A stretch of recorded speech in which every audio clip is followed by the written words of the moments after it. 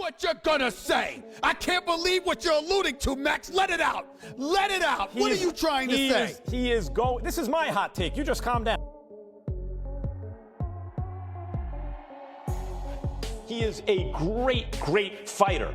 A good big man doesn't beat a great little man. It takes something more than a good big man to do that, and Lopez is more than just good.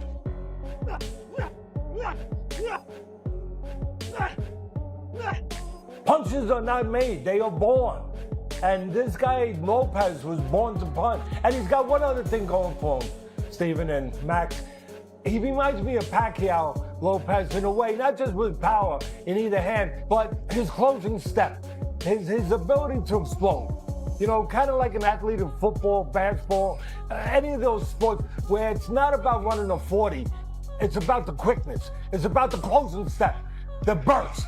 He's got that burst. Not everybody's got that burst. Stephen A. Smith and Max Kellerman clash over Shakur Stevenson versus Teofimo Lopez, debating skill, power, and resume. Teofimo Lopez. I always say it, when boxing gets it right, no other sport comes close. And this is boxing getting it right. The best fighting the best. Both fighters believe that this matchup settles the argument about who leads the new era. So what do we think of the Styles matchup, guys? This is a high-speed chess match a la Sugar Ray Leonard or Pernell Whitaker, Leonard and Benitez, or yes. Pernell Whitaker, Buddy McGirt, or is it a Jerry versus Jerry? Stephen A. Smith praised Teofimo Lopez's quick defense, highlighting his fast reflexes and ability to slip punches in tight exchanges. Made sure to show the world that at 23 years of age, I'm a champion, and you're going to have to come take this from me. I'm not giving you a damn thing. I loved his quickness. We know about Lopez's power, but I'm talking about his quickness defensively. But I saw Lopez being elusive, and I love that because it's one thing for you to have the power and the quickness to go along with the power offensively. A lot of guys can look good until they get hit. There were times where he got hit, and there were other times where he was He consistently points to Teofimo Lopez's history of rising to the occasion on the biggest stages. Smith emphasizes that Lopez is not intimidated by elite competition, citing his dominant win over Vasily Lomachenko. I know that Lomachenko's footwork is exceptional. It's practically unrivaled. So you could see what he's done to numerous fighters, which contributed to them quitting, like Nicholas Walters and others. He tried that with Lopez. It didn't work. Lopez's footwork worked. His speed was there. Some power, obviously. But his elusivity is what impressed me most. The fact that he was able to slip a number, not all, no, but he a turned number with of those Lomachenko. pitches. He wouldn't let Lomachenko establish his outside foot. And I loved it. Yeah, for me, coming into this fight, obviously I always talk to Max about fighting. I love it. I was thinking, and Lopez mentioned it pre-fight, everybody thought it was going to be very Mayweather-Canelo when they fought, and that he would be outclassed. If you look at the first 6 rounds, it was about patience. He was patient. He didn't rush himself. He used his jab, which is something that we aren't used to seeing. Teddy Atlas joined Stephen A. Smith and Max Kellerman, arguing that Teofimo Lopez's biggest challenge is facing the best pound-for-pound fighter. Atlas stressed Shakur Stevenson's elite fundamentals, saying Teofimo's athleticism alone won't be enough against a technician of that level. Challenge lies ahead for Lopez this upcoming weekend. What challenge? The challenge of fighting, for me, my estimation, the pound-for-pound best fighter in the world. Either him or Crawford. You choose it, it doesn't matter. You can flip-flop either one of them. They're the 2 top guys. The challenge is to get his bomb to the target. Yeah, like Customano, my mentor, used to say, Teddy, having power is great, but if you don't have a means to get it to the target, it has no value. It's like a military weapon, he used to say. If you don't have a missile, it just blows up and makes a big hole in the ground. So that's the challenge.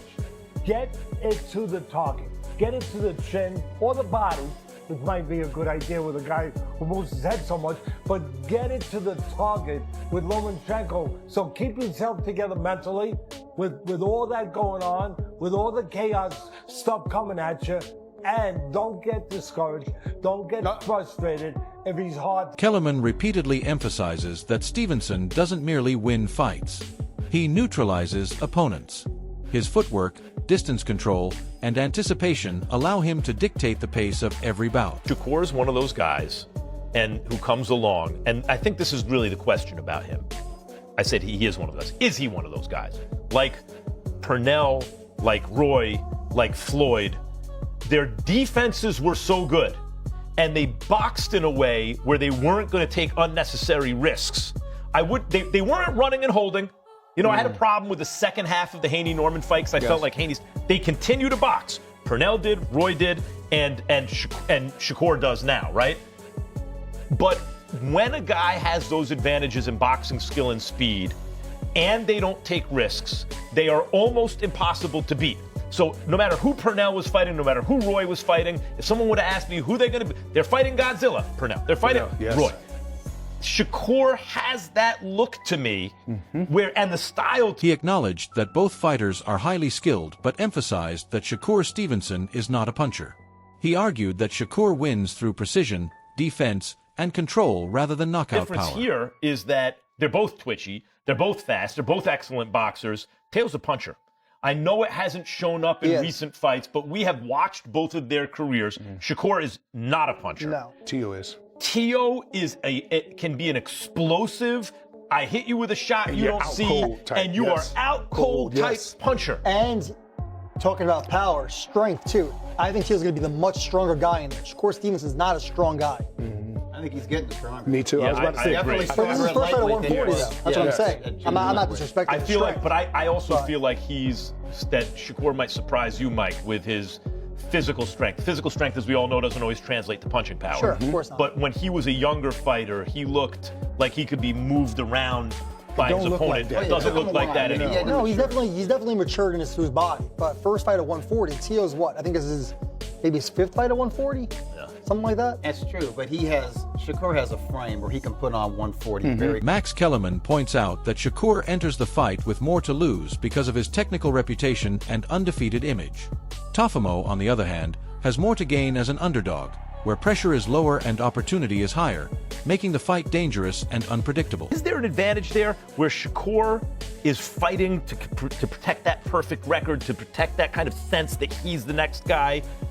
On the other hand, Teo is like he can fight with more abandon against Shakur because there's so much for him to gain. And if he loses, he's lost before. He's lost to Stevenson has openly discussed how significant this contest is to him, framing it as a chance to prove he's among the very best pound-for-pound fighters in the sport. People think the fight with Teo is either going to be you delivering a masterclass or a knockout by Teo. Yeah, or you getting into some type of brawl with Teo and end up getting knocked out, right? What are fans getting wrong about the matchup?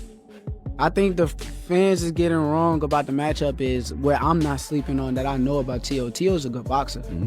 He's boxer first. So we could say, oh, he's just going to knock you out. He's just going to... That's not him. He's boxing first. He's going to want to establish distance and range on the outside and try to beat me up on the outside. So I think that's the main thing. And also the biggest thing that everybody don't realize with me, I could punch.